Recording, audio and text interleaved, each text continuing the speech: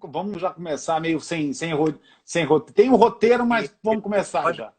André, eu vou contar, né? O André voltou a nadar.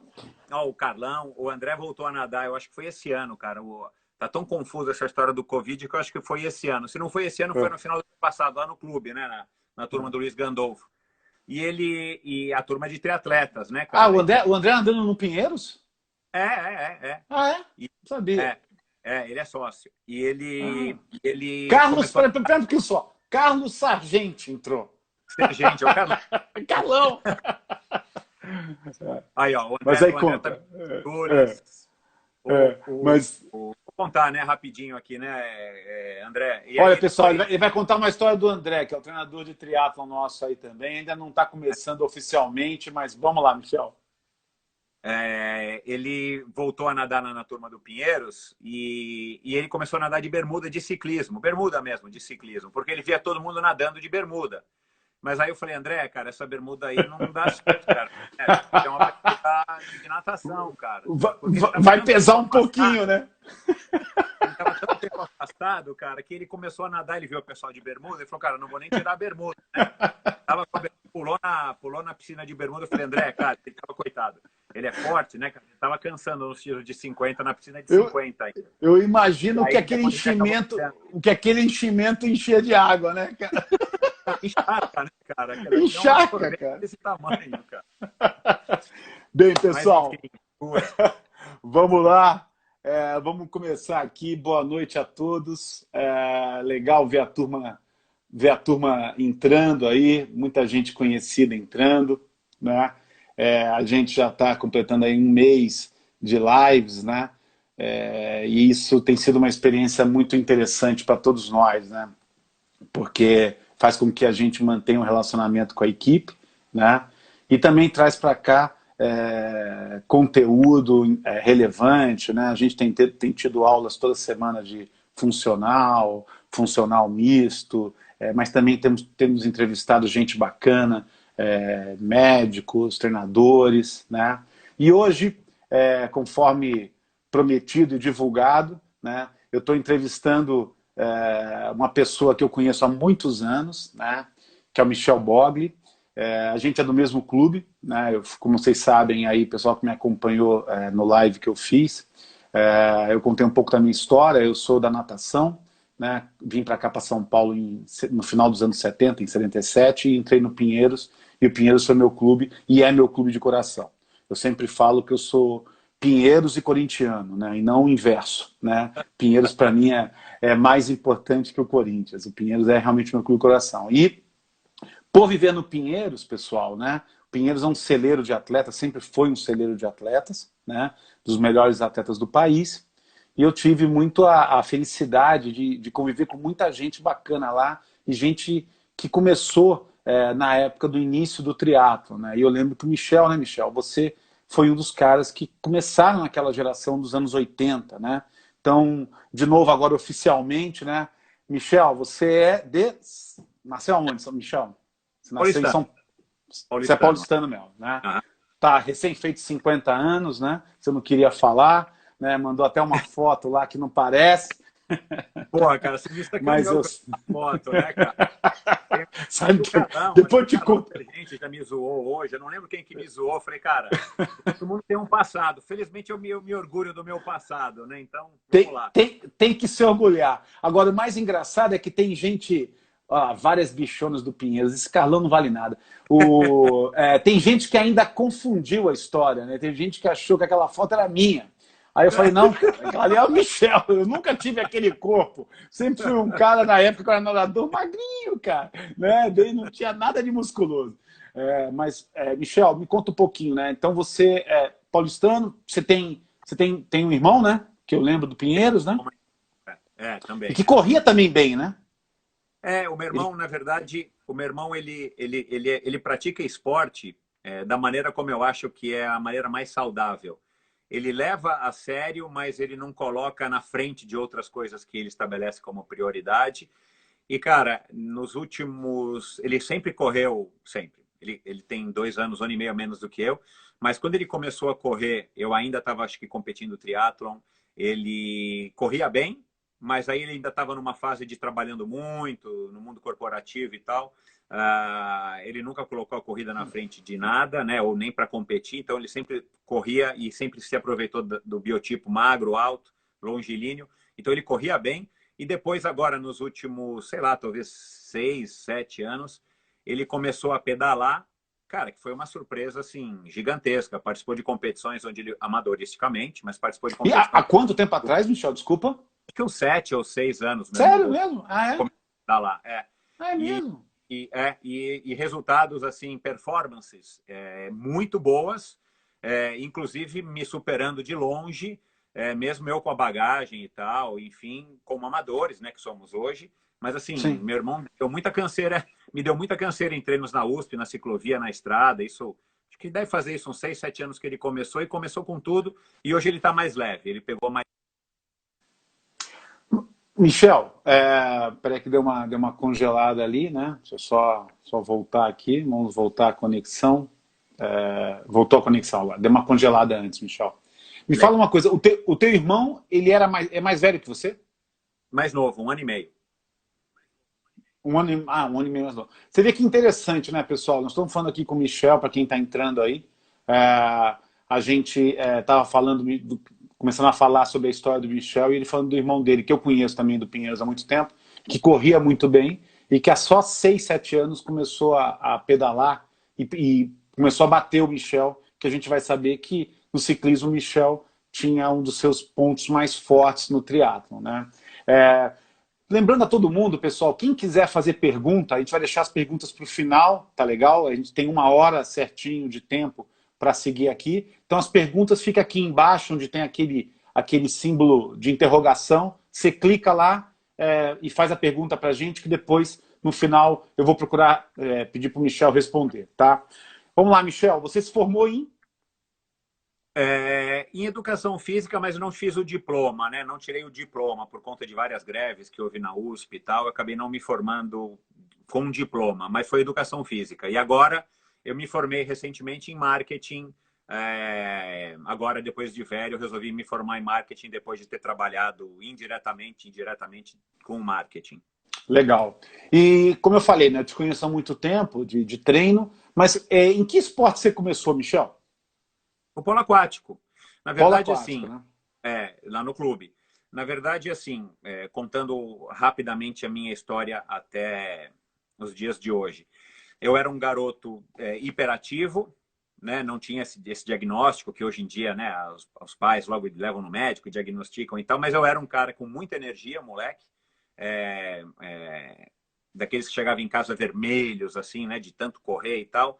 Morava num prédio onde tinha muita gente da mesma idade que eu, amigos até hoje, então a gente tinha atividade, era o nosso clube, embora eu já era sócio, já fosse sócio do Pinheiros, era o clube instantâneo, era só descer, né? Era um lugar pequeno embaixo, mas assim, era um clube no sentido de que eu tinha todos os amigos que eu precisava e, cara, peguei skate, peguei BMX, peguei carrinho de rolemã, de montar muito carrinho de rolemã, então sempre fui muito ativo. Só que a bicicleta sempre fez parte da minha vida. Não sei exatamente quando que ela começou, mas eu já identifico hoje o que foi que me fascinou na bicicleta. E aí, pedalando bastante, né, de BMX, fui muito para aquela pista na Monarch, que você lembra que tinha ali onde hoje é o Parque do Povo e tudo mais. Exatamente. Ah, fazia voltas no quarteirão, depois fazia pedaladas até o Guarujá. Eu comecei a pegar pesado na bicicleta de uma maneira completamente descompromissada. Mas aí um amigo meu, que é amigo até hoje, sócio do clube também, começou a jogar polo aquático, não sei da onde, e a mãe dele comentou com a minha, tipo assim, o Maurício ficou muito mais tranquilo porque agora está fazendo um esporte lá no clube orientado. Tinha feito CAD, basquete, né, aquelas coisas da iniciação desportiva. E, cara, minha mãe falou, cara, você não quer jogar polo aquático? Alguma coisa assim. E eu fui, né? Já sabia nadar, não era nadador, nunca fui nadador, nunca fiz natação na escolinha e tal. Mas, cara, vai jogar polo aquático porque é um esporte... Logo me interessou. Não sei dizer porquê e minha mãe não está mais aqui para me dizer. E aí joguei polo aquático dos 13 aos 18. E eu me descobri um atleta, pode-se dizer assim, muito sério, muito regrado. Então, foi uma época que eu não tinha um desempenho compatível com a minha dedicação, mas eu aprendi a treinar, aprendi a ter disciplina, obedecendo. O polo aquático é bem diferente, talvez, da natação, que tem um acolhimento, Sim, né? O polo aquático sim. é ali com o Bado, não sei se você lembra, o Bado, Pô, o Bozo, o lógico, alemão. É lógico. assim, cara, tipo, atrasado vai embora, não vem. Se eu estar reclamando do É, frio, vai embora, não volta mais aqui, não tem acolhimento. E é. eu me dei bem com esse regime meio militar, Meio militar, né? e, cara, era caxias de treino. Podia estar 10 graus na siberiana, cara, né, fora, eu ia na siberiana nadar, jogar polo aquático, corria. Foi aí que eu comecei a correr, nunca tinha corrido na minha vida. Comecei a correr, aí, paralelo, eu ia pedalando para o clube, né, sempre morei meio perto, ia pedalando para o clube, corria, jogava polo aquático, né, pegava o vale-lanche que a gente lembrou aqui no nosso bate-papo, pegava o É. vale-lanche, comia um cachorro-quente, um todinho, cara, pegava a bike e voltava feliz da vida para casa, né? Era Eu uma vou, ô, festa. Michel, eu vou até te interromper só para explicar para a galera, né?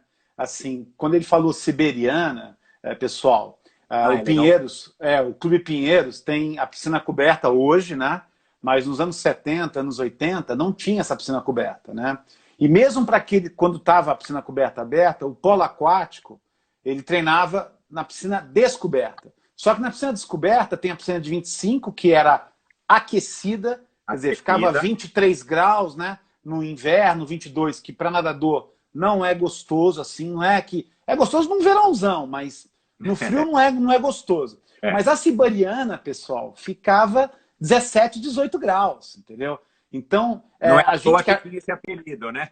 Exatamente. Então, a gente que é da natação, a gente realmente olhava para aquilo com um misto de encantamento pelos caras que estavam treinando ali e, ao mesmo tempo, uma ojeriza, porque, cara, era muito tarde o treino, né? E muito frio, e um esporte que é polo aquático, é um esporte muito duro, porque você tem que se manter, né, o tempo todo em movimento, ser um bom nadador, ter um trabalho de perna muito forte, perna alternada, né? E é um esporte de violento, de porrada mesmo, né? Porque embaixo Contato. da água é de contato físico, embaixo da água você muitas vezes não vê a porrada comendo. E a bola é uma bola pesada, então aquela bola quando bate na cara, alguma coisa, machuca, né? Então, é só para pegar um parênteses aí. Então, Michel, você começou com um polo que dá uma base muito boa, né? Então, Muscular e cardiológica, né? Cardiorrespiratória, né? Ele é, é muito forte, né? E me conta uma coisa, você contou que, você falou comigo na nossa conversa pré aqui, que você começou a correr por conta do polo aquático, né? Então você corria em volta da piscina, é isso, né? fazia parte, né, do Do treinamento do polo treino. aquático, primeiro ao redor da própria siberiana, dentro, né, do ambiente, mas ali, aí fazendo abdominal no chão sem nada, sem colchonete, sem nada, corria de bamba, quando não corria descalço, né, talvez você se recorde do bamba, né, que Lógico, lógico. era do All-Star, né, um tênis de lona e borracha, não tinha nenhum tipo de Nenhum amortecimento. amortecimento, nada, nada. Comecei a correr assim, sem frescura, porque esse era o lema, né, do polo aquático, e peguei gosto. Tanto é que comecei a correr São Silvestres e passei a eventualmente treinar uma outra vez corrida, além dos treinos de polo aquático. Então é legal, cara, porque assim, eu nunca fui um nadador, aliás, o meu estilo de natação é horrível até hoje, mas eu cheguei a nadar muito bem no polo aquático. Tanto é que na minha equipe eu era o que ia disputar a bola, Então né? você era velocista, Eu era velocista, tinha essa explosão, essa era muito, explosão. cara, sei lá, talvez com 15 anos eu passei a ser o cara que ia disputar a bola, então estava no auge, né, do vigor físico, ou perto do auge. Então eu ia pedalando, eu corria e nadava e jogava polo aquático e voltava para casa. Quer dizer que o triatlon já estava na minha vida, eu não sabia, né? Até porque eu não tinha nenhuma informação de que existia esse esporte. E quando eu estava perto de fazer 18 anos, ou tinha feito 18 anos, não, ia fazer 18 anos, eu faço em outubro, eu, eu vi um pôster, já aí no poliesportivo, eu vi um pôster de um triatlon que ia acontecer em Santos, que aí já era o próprio Roberto Azevedo, Paulo Marcelo, Elvio Mencitieri, que participavam, e alguém trouxe um pôster lá, convite do Núbio, e colou lá um pôster no mural. Isso foi em E que ano, Michel? isso foi em 88. E aí eu vi aquilo lá e eu já estava meio desencantado com o polo aquático. Eu não era um ótimo jogador, eu tinha um lugar meio garantido na equipe, porque eu sou canhoto, então canhoto tem uma vaga de privilégio, né, no polo aquático, porque é importante. Mas, enfim, cara, eu não estava mais curtindo. E aí, cara, eu vi aquele triatlon, eu nem pensei duas vezes. Eu falei, cara, eu vou fazer essa prova. E aí, cara, na hora de treinar para a prova, eu ainda andava muito de BMX, né? Não tinha bicicleta de estrada, né? A tradicional Caloi 10. Eu quis fazer uma manobra que eu vi na televisão e me acidentei, quebrei o tornozelo, fraturei o tornozelo e aí não pude participar daquela prova. Aí Aquela adiei. prova, Michel, só uma coisa, aquela prova era aquela prova na USP, Não, que não, foi a não. Era uma primeira? prova em Santos. Em E Santos, eu tá. acho, não me recordo exatamente, mas pelo time, pelo tempo, em 88, eu acho que era a final do CIA, do troféu CIA, Copa CIA, Campeonato CIA, que tinha de triatlo, que foi Rio, duas no Rio, acho que uma em Santos, uma em São Paulo, uma no Rio e uma em Santos. Não pude participar, que acho que seria novembro, né? Eu tinha acabado de fazer 18 anos. Cara, mas eu descobri, provavelmente perguntando para o Elvio, para o Paulo Marcelo, eu não me recordo, provavelmente Paulo Marcelo, que tinha ligação da Polé com o vôlei, com o polo aquático e tudo mais, que era meu amigo e morava no mesmo prédio que que eu morava com a minha mãe, ele deve ter me dito que ia ter uma prova em março em Angra dos Reis. E aí, cara, não me recordo, mas, cara, aquela inscrição pelo telefone, faz um depósito e tal, deu tempo de eu tirar o gesso, aí eu consegui uma bicicleta emprestada. E, cara, continuei nadando. Eu não lembro se eu parei o polo aquático ou continuei. Mas, cara, eu me preparei para fazer um short, que na minha cabeça era a coisa mais fácil do mundo. Eu fazia um pedal por semana de longo, vamos dizer, que ia para a República do Líbano, São Judas e tal. Ia pedalando para casa, para o clube, enfim. E aí estreiei no short que, cara, foi a grande mudança na minha vida nessa idade, cara. Assim, eu me realizei naquele esporte e aí nunca mais voltei para o triatlon e, pelo contrário, fui voltando cada vez mais no Pro polo triatlon, aquático. no polo Nunca mais aquático, voltou pro polo aquático. pro polo É. aquático. Mas eu também não me recordo, assim, de ter me despedido. Eu não me recordo como é que foi essa transição, mas foi super suave, não tive trauma, não tive nenhuma Eu dúvida. tô. Eu emendei no triatlon e aí fiquei por quase 10 anos competindo profissionalmente, porque logo, sei lá, na terceira, quarta competição, eu tive resultado bom para quem era novo, nadava super bem, pedalava mais ou menos e corria mais ou menos. E aí recebi um convite para fazer parte da equipe OP, também lá do Fábio Andrade, né, que na época trabalhava na OP, lá do clube. E O aí Fabião. acabei me tornando um profissional sem ter que viver necessariamente disso, né, ganhando um saláriozinho pequeno. É muito legal isso, né? Porque eu como nadador, né, e participando do Pinheiros tal, e vivendo isso, eu acompanhei todo esse começo do triatlo, né? E eu lembro realmente que existia, era tudo muito, muito roots, né? Muito raiz, assim, né? Não tinha. Eu achava engraçado, isso é até uma pergunta que eu coloquei aqui para você, né? Então você começou em Santos no final dos anos 80, não é isso? Fazer Santos e não deu. Aí eu comecei em Angra Tá. dos Reis. Em Angra dos Reis. Então, final dos anos 80, é isso? No final dos anos É, 80, começo dos anos eu 90? comecei em 88, março de 88. 88. 88, né? E aí, para mim era muito claro, né? Até eu vi aqui que o Dinão, que está aí assistindo a gente, disse que participou também. O Dino está lá na praia, não sei se está na praia, está com os pais, mas ele participou também. O Elvio é meu amigo de infância, né? O Elvio foi meu primeiro amigo em São Paulo, quando eu cheguei em São Paulo, né? Que legal. É muito legal. E eu lembro que o Paulo Marcelo, que você comentou, foi meu primeiro chefe. Eu comecei a trabalhar, eu comecei a dar aula com 16 anos, eu contei isso na outra live, e o Paulo foi meu primeiro chefe, né? Mas só para perguntar para você, uma coisa que ficava muito claro para mim, que era da natação, a gente como nadador, a gente é muito Caxias, você sabe disso, né? O nadador é um bicho muito, muito Caxias, né? Então, assim, se o treinador fala, cara, rola, rola, se é para jogar, para vomitar, vomita. Então não tem essa história, né? E pra gente, assim, para mim particularmente, que acompanhei de perto, até por causa dos meus amigos, Elvio e João Portaro, o Johnny, né? Que foi um dos Tony, primeiros, opa, né? Que foi um dos primeiros triatletas nadador. que eu conheci, né? Uma coisa que me deixava curioso é que parecia, né? Que vocês não tinham um treino assim, quer dizer, alguém fazia o treino, mas quando vocês sentavam juntos lá na bike, era uma porradaria só. Era uma socação só. Eu estou errado, Michel? Naquela época era Não. assim mesmo. É, assim, o que acontece, e eu descobri isso já faz muito tempo, né? Porque eu já estou parado de competir triatlon há 20 anos, 21 anos. Deu tempo de eu refletir bastante, até por conta do avanço da idade, a gente começa a olhar mais para trás do que para frente, né? Cara, mas basicamente, se você me pergunta assim, Michel, como é que você aprendeu a pedalar?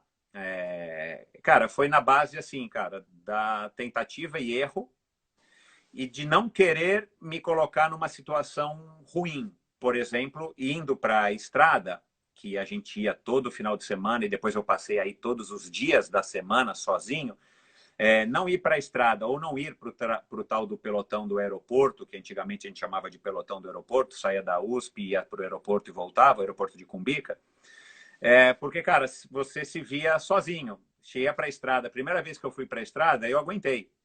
Mas, meu Deus do céu, cara, eu quase morri. Não sei como é que eu não morri, não atropelado, não morri de desgaste, porque eu não tinha noção. Pedalei, sei lá, 80 quilômetros, que pode parecer muito para um público da corrida, mas hoje em dia não é muito. 80 quilômetros é uma distância normal, né, para se... Mas quando você está começando, garoto, 18 anos, é uma infinidade, sem preparo nenhum, sem treino nenhum. E aí você começa a querer não sobrar, porque se você sobrar, você fica sozinho, você fica, né, se furar um pneu, se você cair da bicicleta, se acontecer alguma coisa, você está sozinho no meio da estrada. Então, naquela época, eu aprendi a pedalar por sobrevivência. E, claro, eu provavelmente tinha bastante facilidade já de pedalar, porque pedalei a minha vida inteira até lá. BMX, mountain bike da mais rústica, Cruiser, né, que foi a primeira mountain bike brasileira e tal. E adorava andar de bicicleta, né? Tenho essa memória lúdica da bicicleta. Para mim sempre foi uma sensação de prazer, de liberdade, vento na cara, de manobra, de pulo e de tombos e tal. Mas eu aprendi pedalando na raça, né? Tanto é que nunca tive uma aula, nunca recebi nenhuma técnica de ciclismo. O que a gente ia era assim, via como é que um ciclista que a gente sabia que pedalava melhor que você pedalava e tentava imitar. Então, essa troca que eliminava, vamos dizer assim, ou minimizava, naquela época, o efeito do treinador. Até porque assim, eu vi aqui que o Zé Rubens, o Zé Rubens está participando aqui, que vai... O Zé Rubens até pegando um gancho aí, né? O Zé Rubens entrou aí e comentou que eu ajudei o Christian Fittipaldi num treinamento pós o acidente dele, que eu fui para lá e com o Dolabella, né? Eu ajudei o Christian, mas na natação, deixar bem claro isso. Porque o Dolabella, porque o Dolabella é um monstro até hoje, né? O cara pedalando é um monstro e correndo também. Eu corria meia boca ali e tudo, mas na natação ainda ninguém chegava e levava. Então eu treinei o Christian Fittipaldi e o Zé Rubens está lembrando disso, que eu ajudei na preparação durante aquele período que eu fiquei lá. Mas, Michel, você estava comentando da bike, né? E que eu acho bacana, até porque tem muito atleta aqui acompanhando a gente, né? Muito atleta das antigas, muita gente nova também, muita gente da Run Fan, muito triatleta que está começando. O que eu achei bacana de você falar é que você, quando começou no triatlon, você sofria na bicicleta e ficava um pouco atrás. Porém, você comentou que, ao mesmo tempo, você percebeu uma evolução, principalmente nesses treinos que iam de estrada, né? Que até o Ale colocou, o Ale Gigliotti está acompanhando a gente aí, colocou que era toda terça e quinta, né?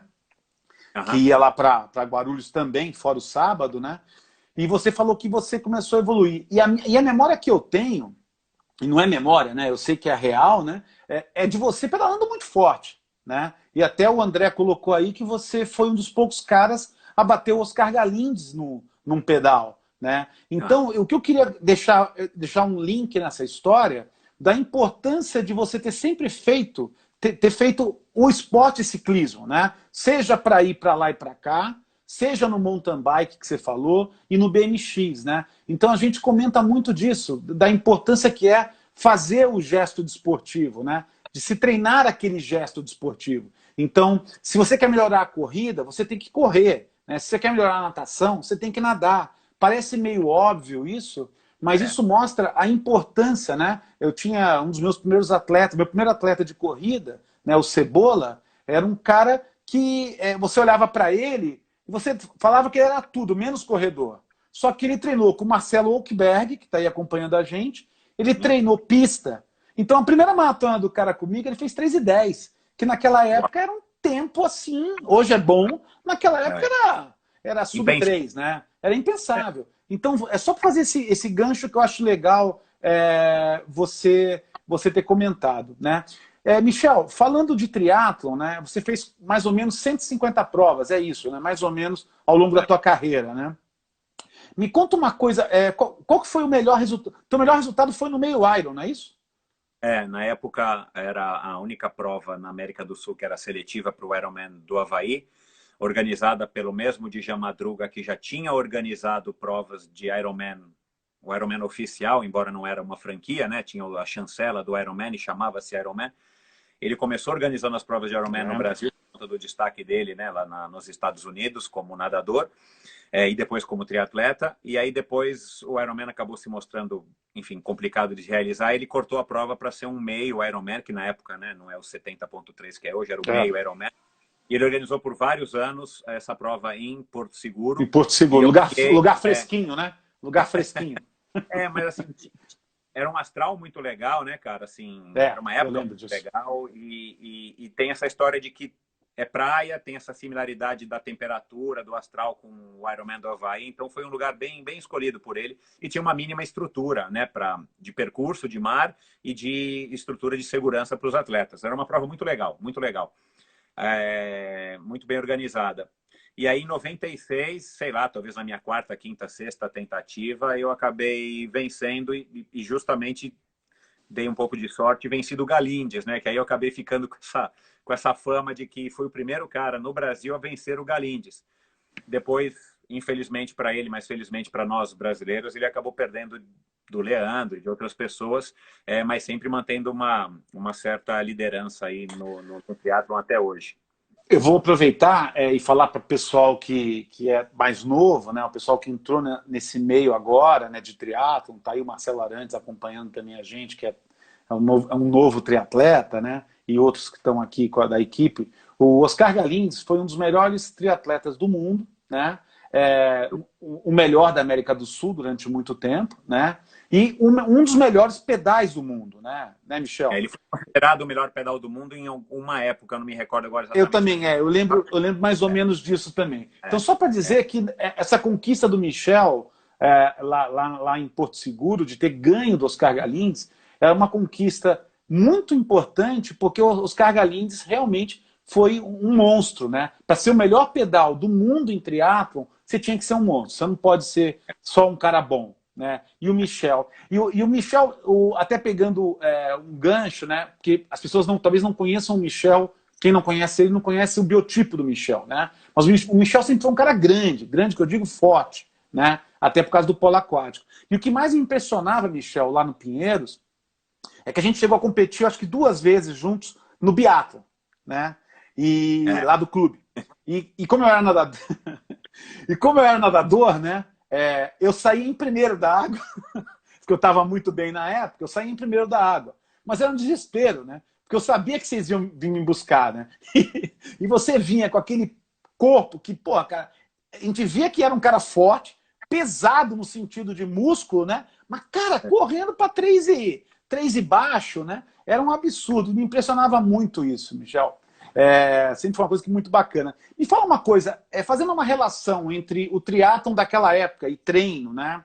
E o triatlon de hoje, eu sei que há uma diferença abissal nisso, né? Eu acho que para todo mundo, né, que vive o esporte como a gente vive, eu acho que todos os esportes tiveram uma evolução muito grande, né?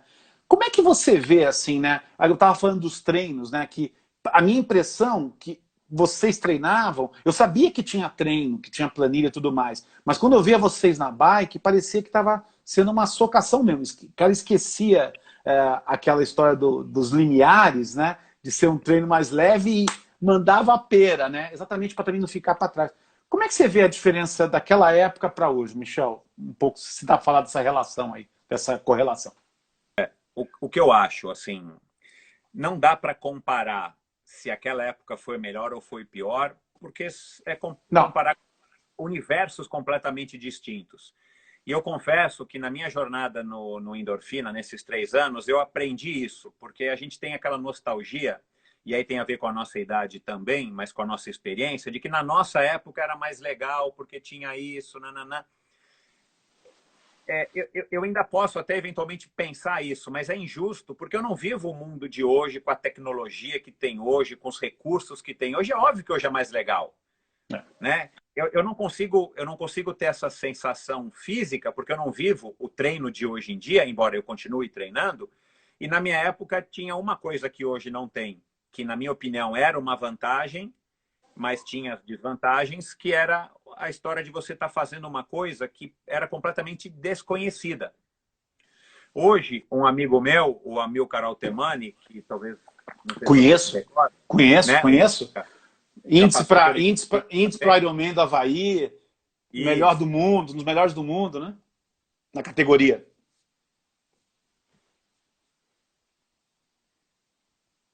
Treinando no percurso de Kona. Então é a imagem como se ele estivesse numa bike, ele indo pelo acostamento, vai até Ravi e volta. Uhum. Cara, eu sei que isso existe, mas olha que ele me mostrou com o gráfico altimétrico em cima. Então eu falei, cara, isso é uma maravilha para o cara treinar. É melhor você ir para a ciclovia ou você fazer isso? É melhor você rodar 5 horas na USP ou você rodar isso? Às vezes é melhor do que você ir 5 horas para a estrada, para Bandeirantes, para Anhanguera, para qualquer lugar, para Romeiros. É melhor você fazer isso, porque você vai simular o percurso com a altimetria. Tudo bem, não tem o vento, não tem o calor, mas, cara, você tem a familiarização visual. Quer dizer, cara, esse é o melhor do mundo, melhor coisa do mundo para quem quer competir. Então, tem as vantagens e tem as desvantagens. Agora, se você me perguntar se eu pudesse escolher, está começando hoje a fazer triatlon, né? Saindo do polo aquático agora, com 18 anos, ingressando no triatlon hoje, eu preferiria. Cara, pelos equipamentos, pelos recursos, pelo conhecimento, eu dei muita cabeçada. Eu tenho dificuldade de correr hoje, já faz 15 anos que eu estou com dificuldade de correr, com certeza porque eu treinei muito errado. Sim. Né? Não tinha tanto conhecimento, mesmo os treinadores, o Danilo lá do clube, que veio da natação e começou a dar uns palpites no triatlon e tal, o próprio Marcos Paulo, você, o Zé Rubens, vocês eram especialistas naquilo que vocês faziam, mas no triatlo não tinha. Então, assim, cara, muito mais legal. Pô, se eu tivesse treinando hoje sério, cara, com Zwift, com Power Meter, com 1.500 testes, vocês com conhecimento muito mais apurado, muito mais... outra história, cara. Por isso que o triatlon, ele cresceu muito. Porque ficou mais fácil hoje treinar, porque é um esporte difícil. Você conciliar as três modalidades, você tem tempo. Mas, cara, essa facilidade que as redes sociais proporcionam, que os aplicativos, que vocês, técnicos, profissionais, estão à disposição em abundância, né? Cara, isso torna o esporte muito mais acessível. Você falou um ponto, Michel, que eu acho muito legal também para toda a turma, né? A pessoal da velha guarda, com certeza, Carlão, que fica perguntando se você foi jantar enquanto você parou aí. Carlão não vale nada. Mas o pessoal novo, assim, o que a gente lá dentro da RunFun, inclusive, né? A gente da AG Giglioli, né? Que a gente tem o trabalho em conjunto, da RunFun AG, dos treinadores, a gente bate muito nessa tecla, né? Porque eu concordo contigo, o Cacão aí, o Caco Fonseca também está aí. Eu concordo contigo. Eu acho que hoje em dia, se eu pudesse escolher treinar, eu também escolheria hoje. Porque eu lembro, isso era uma coisa que permeava todos os esportes. Pela dificuldade de conhecimento dos treinadores, as coisas chegavam aqui muito tarde, né? E chegavam, às vezes, de maneira, não muito clara. Então, assim, se treinou muito, muito forte. Eu fiz esse questionamento dos treinos, porque é o seguinte, eu tinha treinadores, né, até uns que você já entrevistou, Alberto Clark, eu trabalhei com ele, né, mas meu treinador foi o William. A gente treinava 10 quilômetros por dia natação. 10 quilômetros por dia. Eram 2 períodos. 10 quilômetros por dia de natação é igual a 40 quilômetros correndo. Né? Se você for fazer 30 quilômetros correndo, se for fazer uma correlação. Né? Então, era um negócio meio abissal. E eu via que no triatlon existia, lógico, os treinadores que você comentou que estavam começando e que já tinham um trabalho, mas eu sentia que, fora o que eles passavam, eu via que o grupo, quando se reunia, fazia também aquela coisa de porradão, né? Porque era isso, era que nem a gente quando corria antes da natação lá, começava saindo correr num ritmo, daqui a pouco estava todo mundo correndo baixo de 4 e não tinha que fazer isso, né? Então eu fiz essa pergunta muito por conta disso. O pessoal me pediu bastante aqui para você comentar um pouco do Race Across America, aquela prova de ciclismo que atravessa os Estados Unidos de um lado para o outro, né? O Brasil, para quem, né? Só para reforçar isso, o Brasil é muito longo, né? Norte e sul, e os Estados Unidos é muito longo de leste para oeste, né? E o Race Across America faz exatamente isso, né? Do leste para oeste. Me conta um pouco da experiência de você aí participando de uma prova que é só ciclismo, que são dias seguidos de ciclismo sem pausa, né? Então, para vocês entenderem, há uma baita estrutura ferrada, né? De mecânicos, de alimentação, de trailer acompanhando, e as pessoas têm que dormir no trailer e praticamente não tomam banho, porque é o tempo todo treinando. Conta um pouquinho, você fez, e primeiro, qual foi a tua equipe primeiro, ou você fez, e explicar um pouco como é que foi a tua experiência nisso. Uhum. Já para contextualizar minha resposta e falar um pouquinho do Race Across America, eu considero que eu tive uma vantagem quando eu era jovem atleta profissional de triatlon. Eu tinha, além de ter uma energia que parecia que não acabava, né? Porque eu treinava muito, treinava, não sei se mais do que os outros, mas eu treinava muito e eu lembro aguentava. disso. Então, talvez isso tenha sido aí o segredo, que não é um segredo, você não escolhe, né? Assim, eu aguentava muita carga. Tanto é que na minha época, como quase 10 anos como atleta profissional, eu tive uma ou duas lesões que não me impediram de treinar mais do que uma semana, né? Hoje, sem treinar quase nada, tenho muito mais lesões que me impedem de correr, de fazer qualquer coisa sem fazer nem um décimo do que eu fazia. Então, eu tinha uma saúde, um vigor físico privilegiado. Então, talvez o sucesso que eu tive, se é que pode se chamar assim, foi porque, cara, eu conseguia aguentar e a gente treinava muito. E, de fato, muita gente sucumbia no meio do caminho, com lesão, com encheção de saco, enfim. Então, eu gostava da disciplina militar, eu era um cara disciplinado por natureza, descobri isso no polo aquático, mas é uma coisa que está dentro de mim. Sou disciplinado até hoje, em épocas de quarentena, acordando às 4:30 da manhã todo dia. E eu aguentava porrada. E claro, eu aprendi a pedalar, gostava de pedalar, nadava bem naquela época e fui aprendendo a correr. Minha corrida não era ruim, mas era o mais fraco do que eu tinha, né, das modalidades. E aí fui chamado de sopetão em 94 pelo Cid Lopes Cardoso, que também tem uma história aí de pregressa com a natação e com o triatlon. Fui chamado por ele para participar do Race Across America, porque o Guto Milano tinha acabado de se lesionar e operar o joelho, e ele ia para o Race Across America, que eu nem sabia que ia, eu nem sabia o que era, né? Era uma equipe familiar da família Cardoso, e o Guto Milano e o José Carlos Seco eram como convidados. Num quarteto. Nossa, José Carlos Seco. Pedalava bem, hein? Muito, pedalava muito. Pedala muito. Monstro. E aí, cara, eu lembro que ele me chamou, eu disse um sim, ainda era telefone com cordinha, eu lembro que eu estava no hall dos quartos da minha casa, disse sim, e aí ele falou, cara, agora eu preciso te mostrar o que é a prova. Eu falei, beleza, puta, eu tinha 94, tinha 24 anos, eu tava, né, nada me podia me parar nessa época. E aí, cara, eu lembro que eu competi em Porto Seguro, assisti alguns vídeos, eu achava que era um Tour de France, né, pelos Estados Unidos, e não era. Era uma prova ininterrupta. Até corrigindo, Michel, até corrigindo, não é leste para o oeste, né? Do oeste para o leste. Oeste para o leste. Também por uma razão me corrigindo, né? Eu falei, por uma razão climática. Você pega logo o deserto para você, de fato, não convalescer no deserto, senão todo mundo ia morrer. Depois, exato. Né, a prova. Enfim, e aí fui para Porto Seguro, competi em Porto Seguro, já tinha uma mala pronta aqui em São Paulo por mim, eu voltei ainda sem tomar banho, todo numerado de Porto Seguro, em 94. Cara, cheguei aqui, peguei uma mala, tomei um banho, fui para o aeroporto e fui para os Estados Unidos me encontrar com a família, que eu já conhecia da época do Brasil, né, que eles moravam no Brasil, no Pinheiros. Treinei lá uma semana ou 2 semanas, não me recordo. Aí sim que eu fui inteirando o que era a prova. E passou um mês, eu fui para o Race Across America em 94, num quarteto, e a gente teve a felicidade de tirar o 3º lugar. E aí, cara, foi uma experiência de novo. Aí foi a segunda experiência transformadora na minha vida esportiva. Eu, cara, abracei aquilo com todas as minhas forças, ainda levando uma carreira como triatleta, porque era uma prova só no ano. e o quarteto, vamos dizer assim, que dá para conciliar com uma carreira de triatlon, né?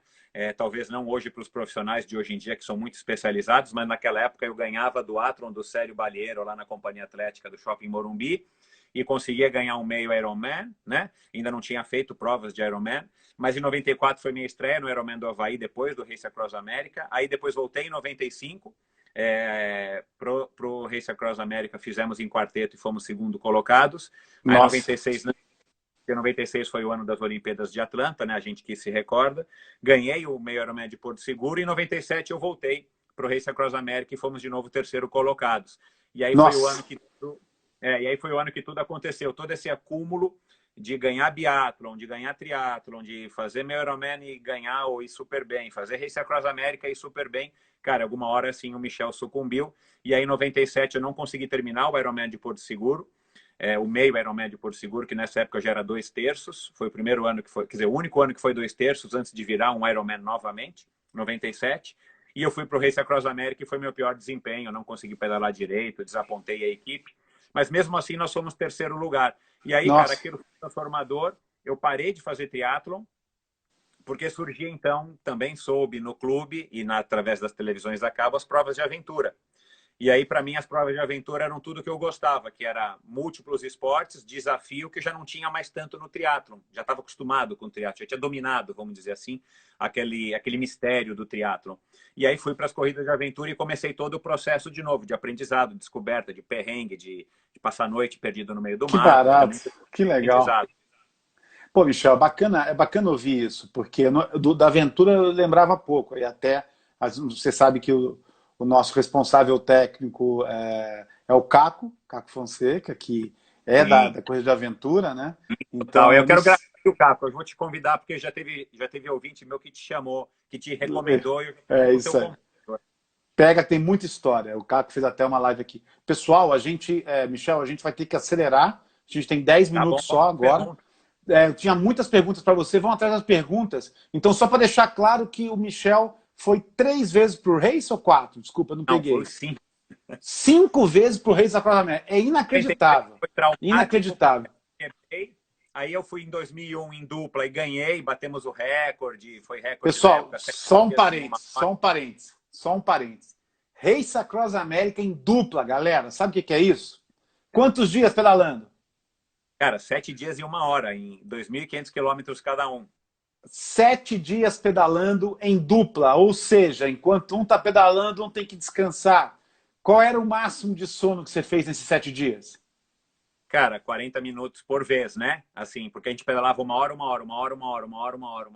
Cara, pessoal, vocês conseguem entender o nível de estresse e de cansaço que você tem que enfrentar? E isso pegando temperaturas de 40 graus a 0 graus. Porque no deserto é calor de dia, mas à noite é frio, né? Então, olha, alguém colocou aí, haja bunda, né? Haja bunda, né? Porque ficar em cima... Em 2004 num quarteto, mas aí foi só para ajudar o Márcio Milan, que estava querendo realizar o sonho dele de 50 anos.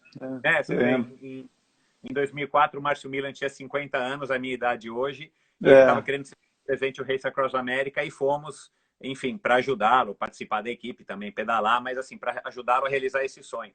Bacana. Cara, o Michel, tem tanta coisa pra gente falar, mas eu não queria deixar de falar uma coisa. Você toca o canal Endorfina, né? Que, aliás, você me entrevistou há pouco tempo atrás, né? A gente vai ao ar, aguentem, não, pode deixar. Já vai ao ar. E foi muito bacana o bate-papo, a gente ficou 2 horas conversando.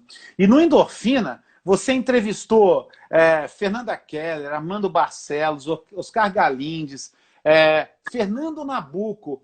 O Fernando Nabuco, ele foi o cara que me pagou a minha passagem para eu ir treinar nos Estados Unidos com 19 anos de idade, cara. Sabe? Olha, então, eu conheci o Fernando naquela época.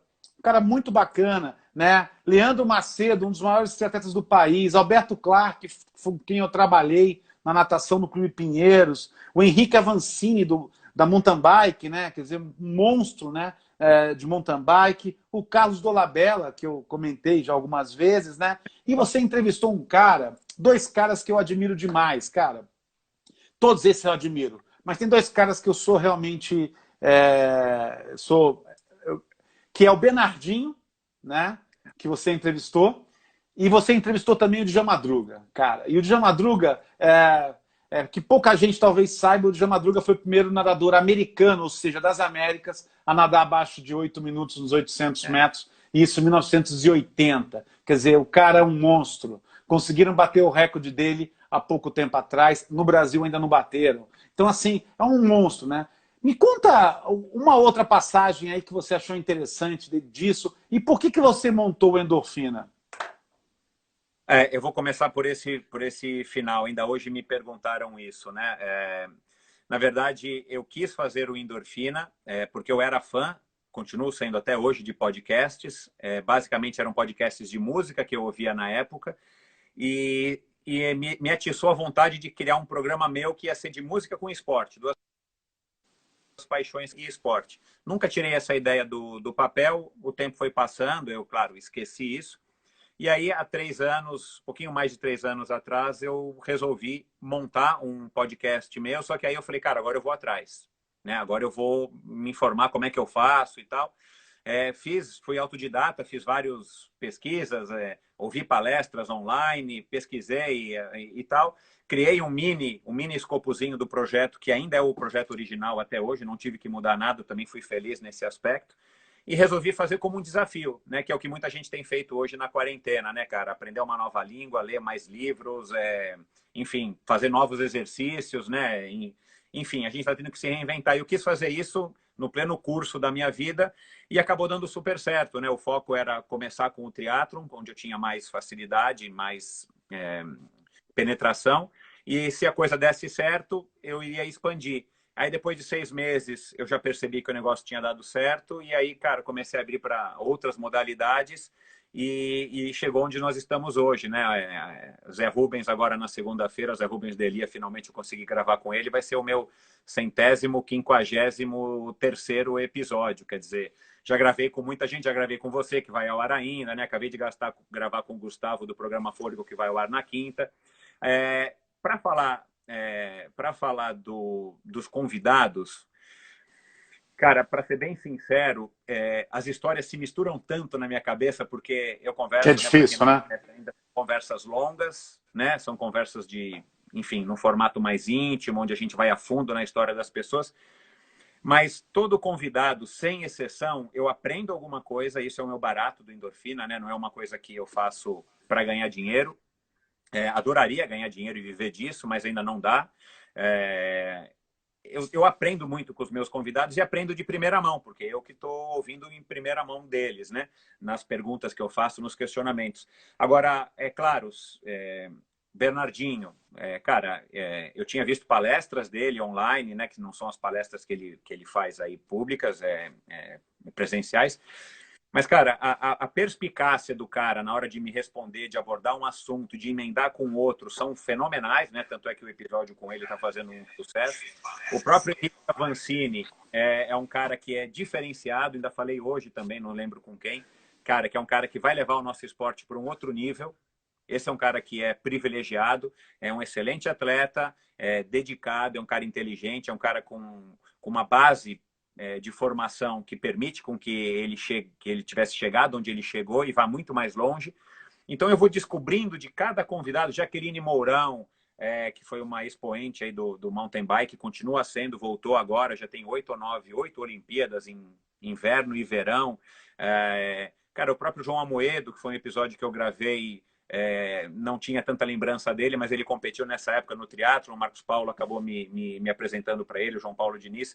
Cara, é um cara, claro, inteligentíssimo e que usa o esporte como uma ferramenta também para autoevolução, autoconhecimento. Então, o que eu posso te dizer é o seguinte, cara, o Djalma Madruga eu fiquei babando, cara, o tempo inteiro conversando com ele, porque, cara, quem dera se eu tivesse sido 1/3 do atleta que ele foi, meu. Puta, aquele cara é uma máquina. E Michel, Né, Mário? É uma coisa que dá pena. E esse é um dos meus objetivos no Endorfina. Jogar luz para essas pessoas, cara, porque na época dele ele até foi. Mas, cara, hoje em dia, você vê, eu quando competi, sabia que o Djalma Madruga tinha sido um atleta, mas eu não tinha noção de tudo isso que ele tinha feito. Não teria ficado na frente dele toda vez que eu fui para Porto Seguro. Esse é um ponto bacana. E, aliás, Michel, vou te dar uma notícia boa aí, né? A confusão toda de ter caído a a nossa, a nossa, é, o nosso bate-papo, né? Eu acabei de receber uma informação que a gente ganhou mais tempo. Então, Claro. teve um lado positivo aí, né? Então, acho que Ótimo, ótimo. não vão, porque acho que não vão cortar, não sei, acho que parece que é isso, pelo que me falaram aqui. A gente Você vai ter colocou, mais tempo até dar uma vai hora. ter mais tempo. Você contou uma coisa, que é esse que é o ponto que eu acho legal do endorfina. Aliás, a gente já estava para marcar a nossa gravação, já tinha um maior tempo, né? Eu estava devendo Olha, para você isso, e foi, eu ó, sempre falo isso. Eu sempre vou falo. fazer uma revelação aqui. Foi mais fácil gravar com o João Moedo e com o Bernardinho juntos do que gravar com o Mário Sérgio. Mas valeu a pena, vocês vão gostar da conversa. Foi muito legal mesmo. E é só para deixar claro que foi um ano realmente atípico para mim. O Michel Ah, sabe é das verdade. dificuldades que eu tive ali. Mas você comentou uma coisa que eu achei muito bacana do podcast, né? Primeiro que é um podcast. Primeiro que eu fiquei muito bem impressionado com a maneira como você entrevistou. Me entrevistou e as perguntas que você trouxe, né? Além dos outros convidados que eu fui ouvir depois, né? Então, eu tenho dentro da equipe lá o Camilo, que é o nosso coordenador técnico. Camilo é um fã teu. Camilo tá aí, Lucas tá aí. Camilo é um baita fã. Quando eu falei que eu não tinha gravado com você, que eu estava devendo, ele falou: "Você é maluco, você tem que gravar logo". Eu falei: "Não, eu vou gravar". É que calma, é que eu estava num problema, e tal. Mas o que eu achei bacana, Michel, foi que eu te conheço há muito tempo e eu vi as perguntas tuas feitas, e a maneira como você conduziu a entrevista me deixou muito feliz, porque você foi por um outro lado, né? Não pelo lado mais fácil, né? Do que seria normal de perguntar para a gente as coisas, né? Então, foi muito bacana, assim, eu te dou um parabéns mesmo. Só para falar aqui, enquanto a gente espera as pessoas voltarem, mas só para fazer um adendo daquele assunto que a gente falou, de comparar antigamente com hoje em dia. Agora, eu teria escolhido hoje em dia. Agora, o fato de você ter vivido um momento que era mais uma aventura, né, no triatlon do que uma competição, também tinha um valor enorme. E as pessoas Sim, eram sim. muito mais bonitas, não porque as pessoas eram mais legais daquela época, porque tinha menos gente. E É. porque eu dependia dos amigos para viajar para uma prova, para me emprestar uma roupa de borracha, para perguntar, porque aí depois eu emprestava alguma coisa para ele. Tinha muito mais interação. E claro, as É. redes sociais trouxeram muita coisa boa, mas também afastaram um pouco mais as pessoas, né? E o fato de você conseguir toda a informação que você precisa em um clique, você não precisa recorrer ao amigo, naturalmente acabou, tornando a amizade desse teu companheiro de prova, de esporte, menos fundamental. Na nossa época não tinha escolha. Ou você se juntava ou não tinha como você aprender nada, né? É. O Michel, não, eu acho até que a tua resposta ela bate muito com a minha também, né? Quando a gente fala que a gente preferiria treinar naquela época, anos 80 ou hoje, quando a gente fala isso, a gente fala como atleta, né? Como Exato. atleta, como atleta, a gente prefere o hoje, né? Porque Exato. é muito mais conhecimento, né? A gente tem os treinos hoje, eu falo, a gente conversa muito os treinadores, eu falo com os atletas, né? Pô, é muito melhor. Eu até falo para a turma que é amadora, né? Que está começando, seja na corrida, nas maratonas aquáticas ou no triatlo, que, cara, tem uma diferença muito grande entre o profissional e o amador, porque o amador, ele acha que treino leve, né? Ou achava que treino leve não valia para nada, né? E isso é o contrário, né? Isso é que o conhecimento trouxe, né? Que É, antigamente não tinha esse conhecimento, era porrada mesmo, era é, porrada o tempo todo, né? Hoje em dia não, hoje em dia você fala pro atleta, meu, vai rodar 12, vai rodar 16, aí ele fala, mas só isso, né? Como só isso, né, cara? Aproveita que é só que um dia vai vir 30, né? Que aproveita que hoje é uma rodagem ZR, regenerativo, tranquilo, porque um dia vai vir porrada, né? Então é legal você comentar isso. Mas voltando, aproveitando que a turma voltou, peço desculpas aí, pessoal, tá? Eu achei que e a gente tinha ganho, mas agora sim a gente ganhou mais tempo, né? Vamos lá, voltando. Uma coisa importante do podcast, Michel, e que eu acho legal poder falar isso para todo mundo que está nos ouvindo aí, é que o podcast que você está desenvolvendo, né, a maneira como você perguntou as coisas que eu te falei, que eu elogiei, que as perguntas são diferentes do lugar comum, né? E isso vem também de uma pessoa que é do esporte. Então eu acho que isso é uma coisa que eu percebi nesses anos todos que eu milito no esporte, é que a imprensa, né, dita especializada, ela era muito frágil, né? E muito fraca nos esportes amadores, né? No futebol conhece tudo, né? Conhece se o cara tá com um calo no dedo esquerdo. Mas do esporte mesmo amador, que são todos os outros esportes, né? Pouco se conhece. E você veio com uma proposta de podcast que está crescendo cada vez mais. E como eu te falei, para mim foi o começo de começar a ouvir. Foi ouvir você, ouvir também da área de marketing, o que eu te comentei lá, o Cris, lá, que é ex-NA e tal, que eu também começava a ouvir. E para mim é uma mídia que com certeza vai ganhar bastante com isso, né? Vai ganhar cada vez mais. Eu acho que eu espero e rogo que você em breve possa viver desse teu trabalho, porque você está dando luz, né, para muito atleta. Você estava comentando que muita gente não conhece o Djan Madruga. E é isso mesmo, né? O Djan Madruga, ele foi um monstro, e é um monstro, né? Acho que pouca gente sabe. O Djan é campeão mundial tudo, né? hoje, ele é o melhor do mundo com 60 e poucos anos na categoria, né? Então, achei muito bacana. Tem umas perguntas para você, Michel, que eu vou falar. Teve a Camila que perguntou como é que era a questão da alimentação nessas tuas provas muito longas, tanto o Ironman como o Race Across America. Como é que você se baseava na questão da alimentação? Porque você sempre foi um cara muito bem preparado, né? Mas como é que você fazia isso? Como é que você se cuidava? Eu nunca tive grandes problemas com a alimentação, nunca em nenhum aspecto, né? Nessa época que eu era profissional, eu pesava 82 quilos, com 1,86 m, então eu não era de fato um cara leve, mas eu também não era um cara pesado, eu só era um cara, continuo sendo um cara grande, né? Hoje peso 84, 85, eu não peso nem muito mais, mas na época esse era o padrão do triatleta, né? Muitos triatletas bons naquela época, tanto é que eu nunca, enfim, tanto é que as pessoas achavam que eu ia crescer muito mais, porque esse era o padrão. Hoje em dia, se um cara da minha estatura, com meu peso, com meu corpo físico, você olha e fala, bom, esse cara pode ser até um triatleta, tá bom, mas nunca vai ser um campeão, né? Porque o biotipo mudou. Hoje o triatleta tem um padrão mais para corredor, mais para ciclista, do que para nadador. E eu tinha o perfil de jogador de polo aquático de nadador. É verdade. É Mais verdade. de jogador de polo aquático do que de nadador. Sim, mais jogador. Nunca tive problema com a alimentação. Na minha época, eu fiz 3 Ironman, 2 no Havaí e um na Nova Zelândia.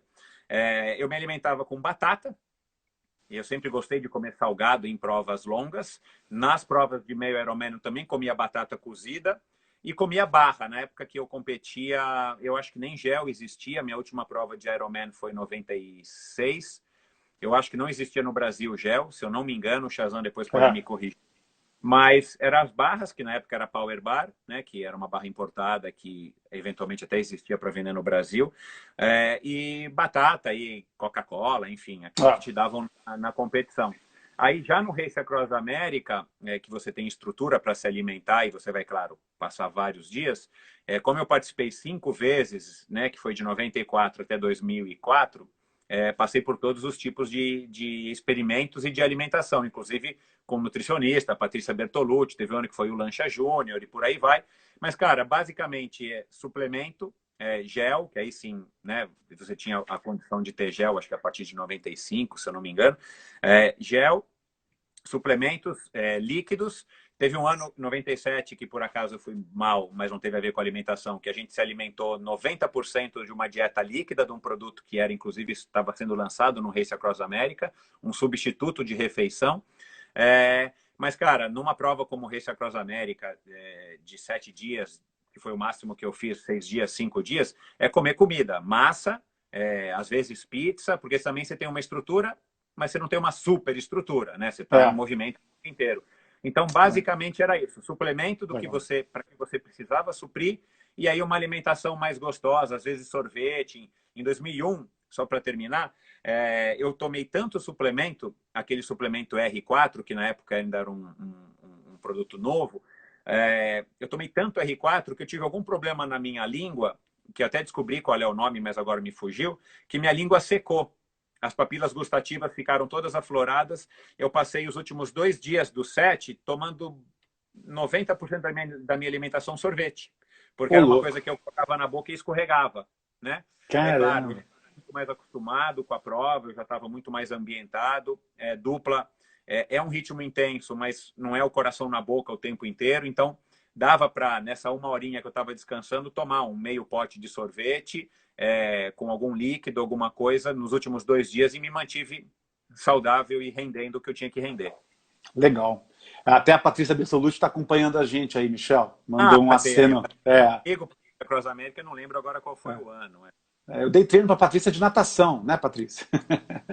É, muito legal. Eu lembrando, agora não estão as perguntas aqui, mas eu lembro que uma das perguntas era a respeito se você já fez alguma maratona.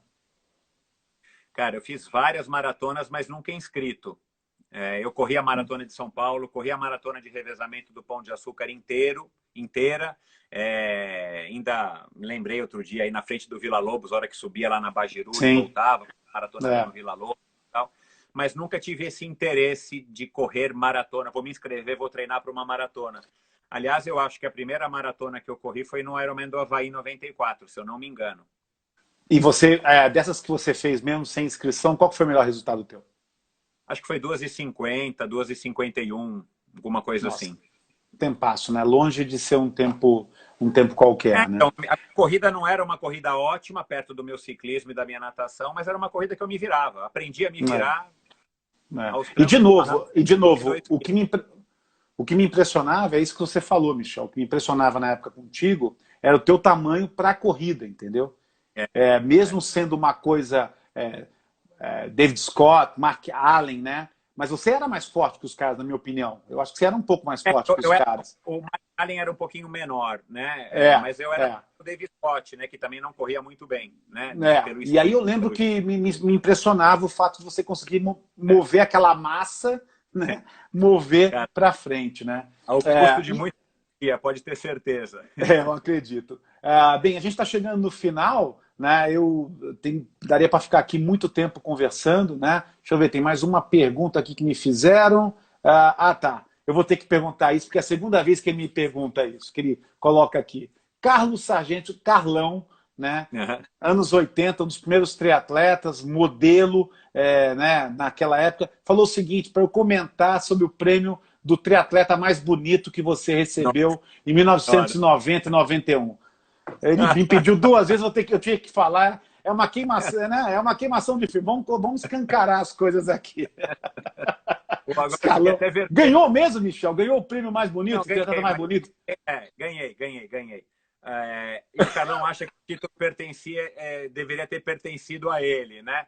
Mas aí eu não tenho mais os detalhes assim de como é que foi essa votação.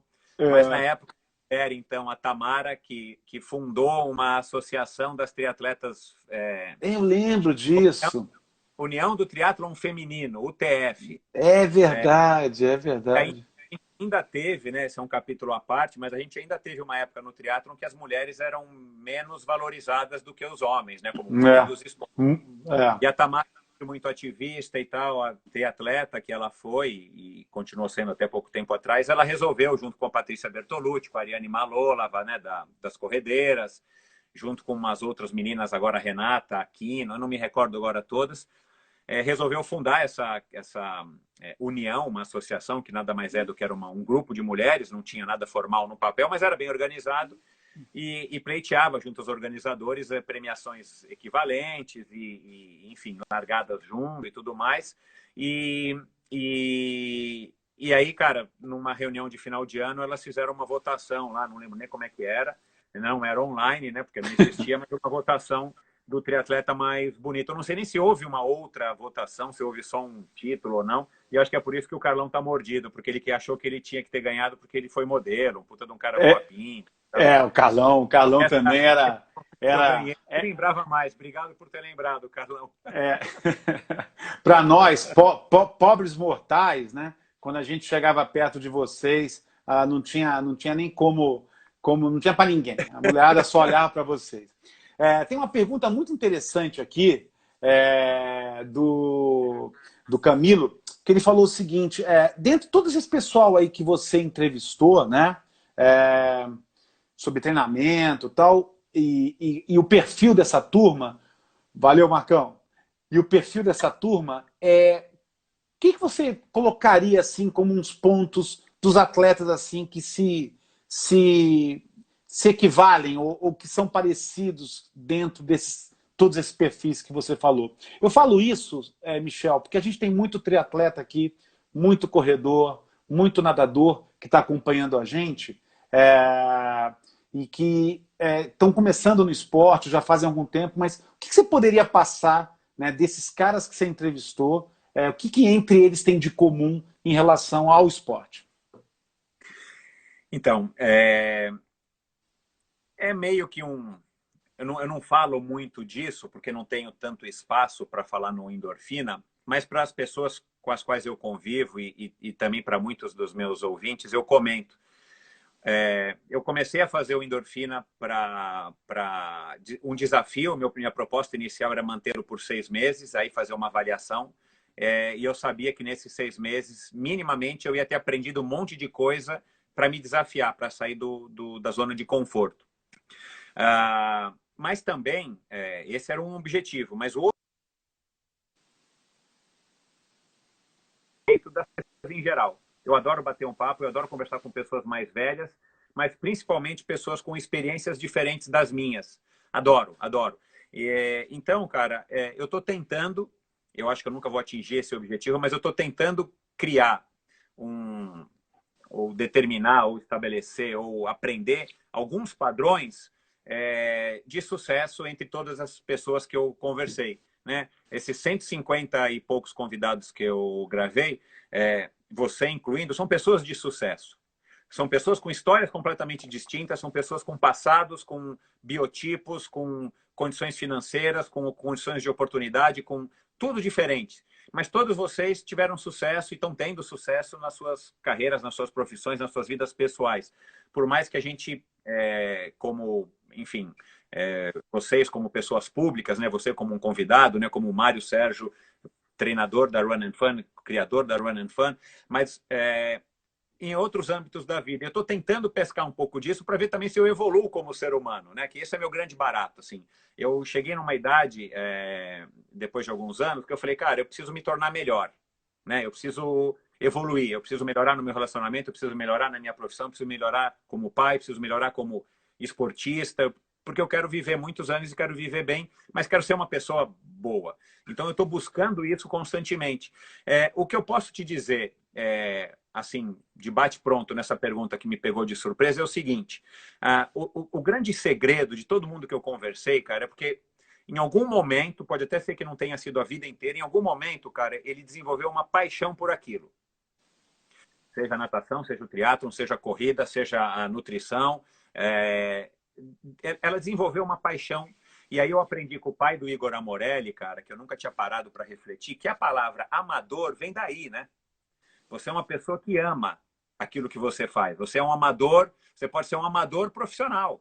Um cara que ama correr profissionalmente, o cara que ama fazer triatlon profissionalmente. Então, até não deveria ter essa diferenciação entre amador e profissional, né? Porque, teoricamente, todo profissional precisou ser amador primeiro, quer dizer, precisou amar aquilo, mas não é todo profissional que ama o que faz, porque tem uma hora que satura, né? Ou para muitos satura.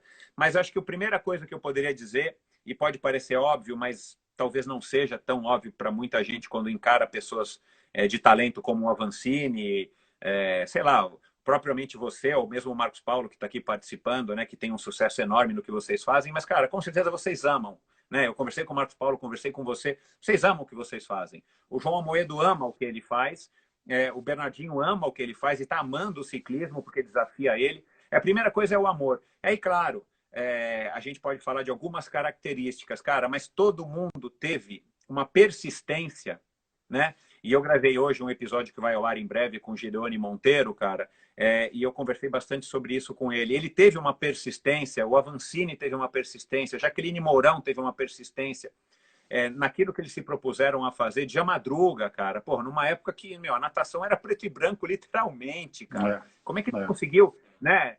Ter aquele Fernando Nabuco, que foi para a Olimpíada de 1960, cara, e foi comprar caderninho de treino da equipe australiana para trazer para o Brasil para implantar no Paulistano. um caderno espiral universitário com treinos meio escritos à mão. Então, assim, foram pessoas, cara, que por amor e por perseverança, por determinação, por resiliência, conseguiram passar por altos e baixos, porque é unânime, não gravei com ninguém que tenha só tido altos, e a gente sabe, depois de uma certa idade, que a vida não é assim, né? Então, eu não gravei com ninguém que tenha tido uma vida só de subida, de descida, né? Todo mundo pegou subida, né? Mas, de alguma maneira, eles conseguiram perseverar.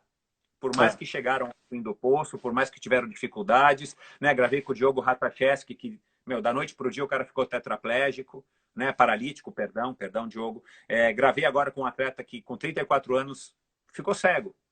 E o cara correu agora, em dezembro, todo mundo viu no Fantástico, 240 quilômetros, 250 quilômetros lá no sul do Brasil, sem nenhum guia, cara. Tropeçando em baleia e tartaruga morta. Cara, como é que esses caras passaram por todas as provações, e provações maiores e menores, né? E persistiram e se tornaram o que são?